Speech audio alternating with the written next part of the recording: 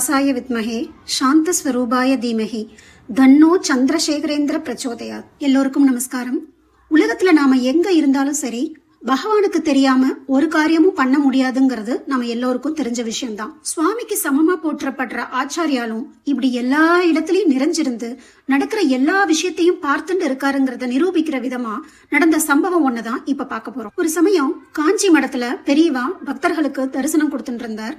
எத்தனையோ பேர் எங்கெங்க இருந்தலாமோ வந்திருந்தா. வரிசை ரொம்ப பெருசா இருந்தது. அந்த கூட்டத்துல சுமார் 60 வயசு உள்ள ஒரு பாட்டியும் நின்று இருந்தா.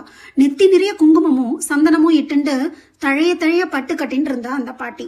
பத்தா குறைக்கு கழுத்துல ருத்ராட்சம் ஸ்படிக மாலை எல்லாம் போட்டு இருந்தா. பாக்குறவா எல்லாருக்கும் கொஞ்சம் கூடுதலாவே மதிக்க தோணும். அப்படி ஒரு தோற்றம் அந்த பாட்டிக்கு. ரொம்ப பக்தி நிறைஞ்சவா. அவ கூட நாமளும் வர்றதே பாக்கியம்னு நினைச்சு சந்தோஷமா எல்லாரும் வரிசையில காத்துட்டு இருந்தா. ஆச்சு, ஒரு வழியா பாட்டியோட முறை வந்தது. மகா பெரியவால 2 கையையும் கூப்பி நமஸ்காரம் பண்ணினா அந்த மூதாட்டி. ஆச்சாரியா ஆசிர்வாதம் செய்ய போறாருன்னு நினைச்சதுக்கு மாறா பக்கத்துல இருந்த சீடனை கூப்பிடுறார் பரமாச்சாரியா. மடத்து உக்ரான அறையிலிருந்து 100 எலுமிச்சம்பழம் எடுத்துன்னு வா அப்படின்னு உத்தரவிட்டார். அவசரமா ஓடினார் அந்த சீடர். பாட்டிக்கு ஒண்ணுமே புரியல. சுத்தி இருந்தவாளுக்கும் ஒரே ஆச்சரியம். பெரியவா ஒரு எலுமிச்சம்பழத்தை கொடுத்தாலே அது மகா பிரசாதம், 100 எலுமிச்சம்பழம் எடுத்துன்னு வர சொல்லிருக்காருன்னா இந்த பெரியம்மா ஏதோ பெரிய பாக்கியம் பண்ணிருக்கணும்னு ஆளாளுக்கு பேச ஆரம்பிச்சா. எலுமிச்சம்பழத்தை எடுத்துட்டு வேகமா ஓடி வந்தார் அந்த சீடர்.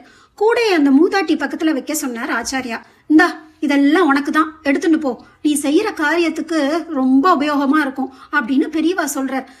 திருன்னு முழிக்கிறா அந்த வயதான பெண்மணி.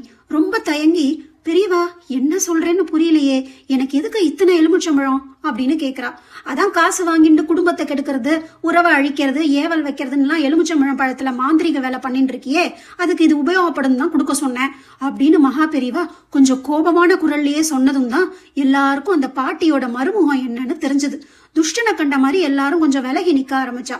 சட்டுன்னு பெரியவா காலில் அந்த பாட்டி விழுந்து, என்ன மன்னிச்சிடுங்கோ பெரியவா, காசுக்கு ஆசைப்பட்டு யாருக்கும் தெரியாதுன்னு நினைச்சு தைரியமா அத்தனை காரியத்தையும் செஞ்சுட்டேன். கூடவே இருந்து எல்லாத்தையும் பார்த்த மாதிரி நீங்க சொன்னது பகவானுக்கு தெரியாம ஒரு காரியமும் நம்ம பண்ண முடியாதுங்கிறத எனக்கு உணர்த்திடுத்து. இனிமே எந்த கெட்ட காரியமும் கனவுல கூட செய்ய மாட்டேன், என்ன மன்னிச்சிடுங்கோன்னு கதறான். அவ கண்ணுல இருந்து வழிஞ்ச நீரே அவ பாவத்தை கழுவிடும்படிக்கு ஒரே அழுக.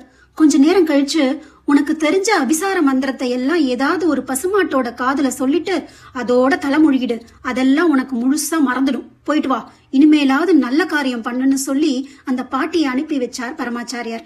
இப்போ சொல்லுங்க, மகா பெரியவால நடமாடும் தெய்வம்னு எல்லாரும் சொல்றது சத்தியமான வார்த்தைகள் தானே?